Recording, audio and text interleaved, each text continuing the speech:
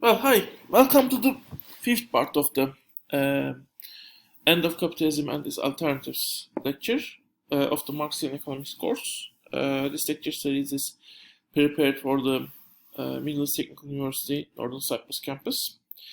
And last time I have started to talk on, the common characteristics of the contractionary phases of the hegemonic cycles. And when we look to this emergence of the financial system's dominance in the world economic system, as well as uh, the economic system may be turning to a zero-sum game. As well as there is actually one other element that's at the very declining phase of the system.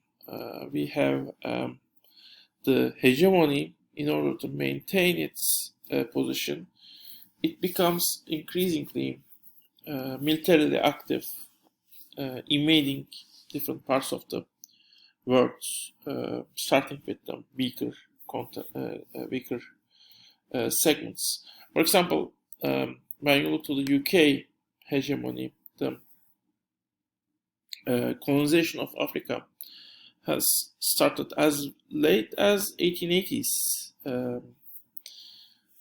not even at the beginning of the 19th century, for example, or disintegration of the Ottoman Empire, or China, which did not go as far as the Ottoman Empire. China, in most ways, has maintained its integrity, but still it has been disintegrated to some extent and become weaker. So all of these things have started only when UK led world system has actually come to its declining phase, which is second half of the 19th century, even the later periods of the second half of the 20th century. At the same time, also, for example, the great expansions to the Native American lands in the United States, the expansions west to the Indian tribes, as well as the expansion of the Argentina, Brazil into the native lands happened at that time. So you see a great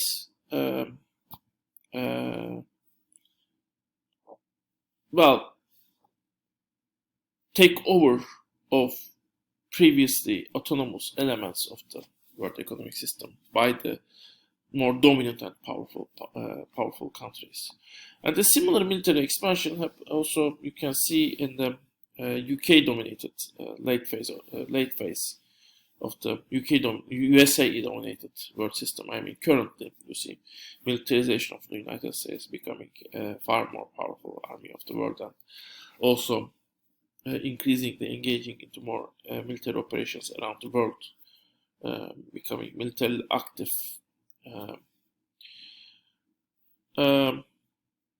The Bush Doctrine, for example, of George W. Bush was seen as the U.S. Controlled the world system in a military sense, turning the world economic system into a world empire, where basically its administrative structure starts to organize the world economic system and makes sure that U.S. capital maintains its dominance by giving its organizing power to some extent to the bureaucracy, also to some extent, but still maintaining its economic power.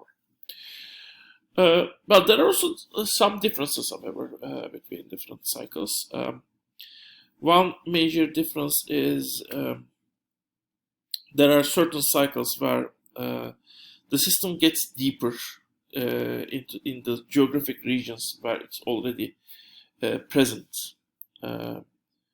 It transforms the existing economic system in where it already has spread in much more strong way.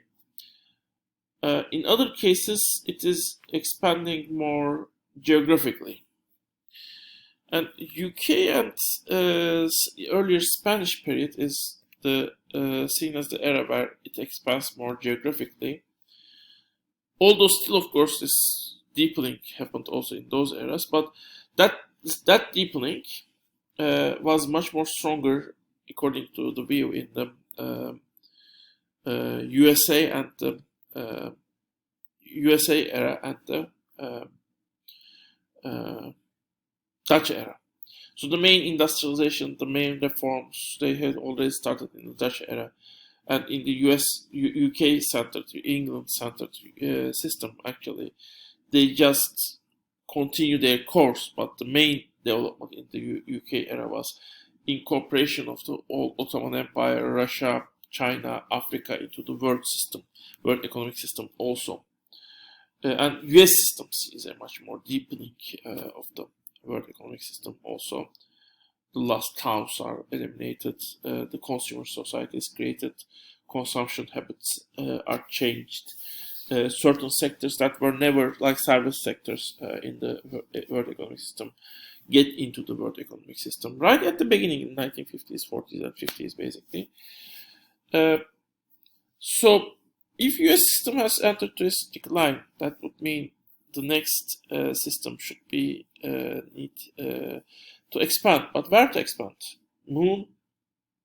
I don't know. Antarctica? Bottom of the seas? Where? The main point is, even if we are just looking for land, there might be some places to expand. The problem is the capitalist economic system needs social expansion. And unless we can find some aliens in space, we don't have any society left to expand our system. And that might be a problem. Well, you might remember Rosa Luxemburg has said capitalist system will reach its limits once it runs out its area, its social expansion limits. Well, we might still have some independent living people in jungles of Africa or Amazon rivers or Australia or in New Zealand, and some sectors that are still not inside of the world system. I don't know. Will the economic system develop to sell air, sell, I don't know, parenthood? I don't know. The system has been creative. It is selling things that are seen as not sellable. And it also develops certain sectors, like, for example, coffee shops, into mass sectors where actually large companies have taken over the small companies. But where, how far more it can get at, and basically whether the remaining deepening that can happen will certainly happen, but it can't find sufficient space to save the system. That's my major question. And in addition to that, we also see some progress through through four eras: the Dutch era, previously Spanish Genoese era, Dutch era, and then the UK era and US era. Well, the first two eras are the periods where the feudal relations are mostly maintained and capitalist system was just dominant in the capitalist, major capitalist relations were dominant in some sectors, and they were spreading to all sectors, but not dominant yet, completely dominant at least. While in the UK era, at least in developing countries, capitalist relations were more or less dominant. Remnants of the feudal relations remained, but as I said, capitalist relations have become dominant, and market will start slowly kill down the old local rules, local regulations that are based on traditions, and become one institution that connects people in an anarchic way, not through an organization or coordination, but in a way like everyone is acting according to their own will, but still we have certain rules emerging in an anarchic way, basically. Of course, nothing was completely unregulated, which means to some extent certain things, for example, privatization of the common lands or making China open itself to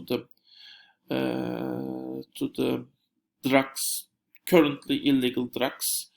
England had forced China to open its market to those illegal drugs, for example, in 19th century. That's the Opium Wars.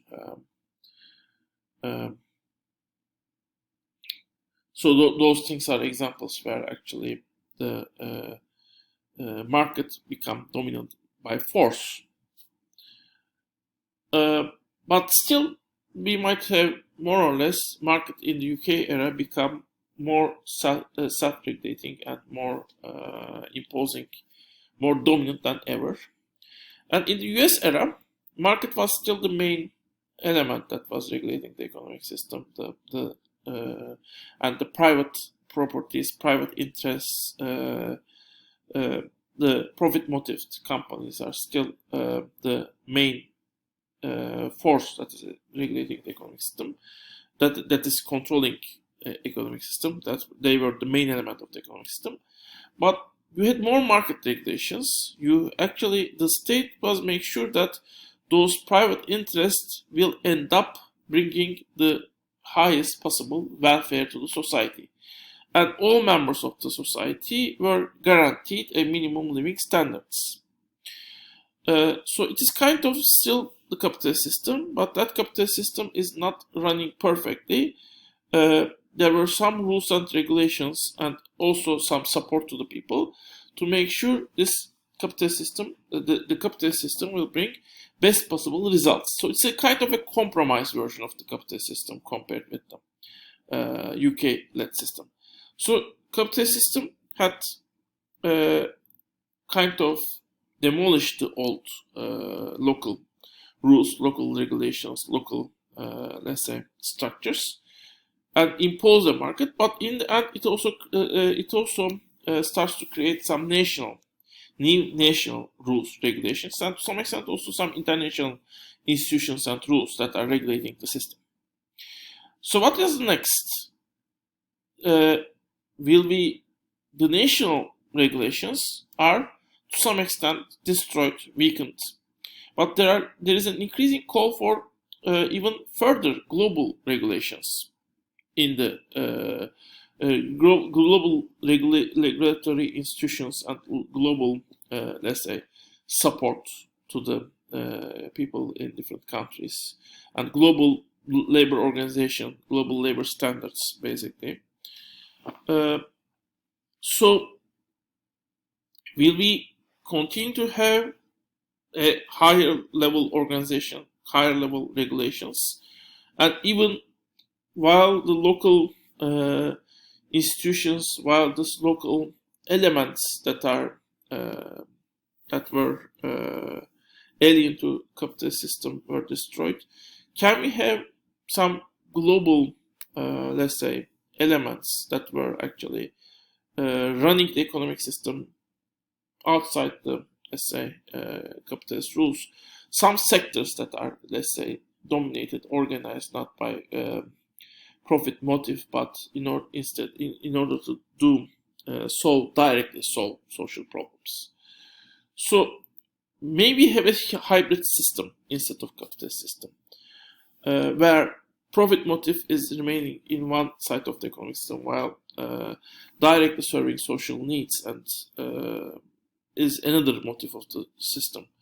And in that case, of course, I mean, to regulate the second part of the world system, we also need global organization, credible global organization.